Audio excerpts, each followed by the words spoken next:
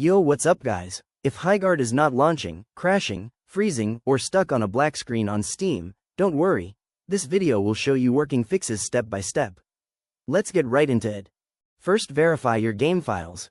In Steam, right-click HighGuard, go to Properties, then Installed Files, and click Verify Integrity of Game Files.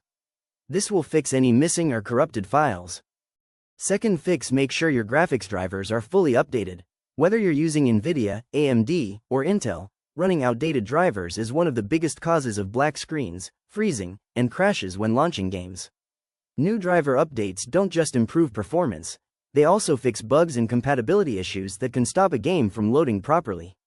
If you haven't updated your drivers in a while, do that first, restart your PC, and then try launching the game again. Next fix, go to the HighGuard install folder, right-click the game X, then open Properties and head to the Compatibility tab. From here, Disable Full Screen Optimizations, click Apply, and then OK. This fix helps prevent freezing, black screens, and crashes that happen right after launching the game. And finally, if nothing works, make sure to check X, Twitter, for the server status. There have been multiple reports lately of the HighGuard servers going down, sometimes several times in a short period. If the servers are offline, the game may not load or connect no matter what you do on your PC. So don't blame your system. In that case, all you can do is wait until the servers are back online. And that's going to do it for this video.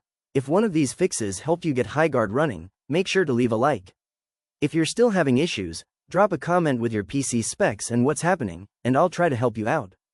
Thanks for watching, and I'll see you in the next one.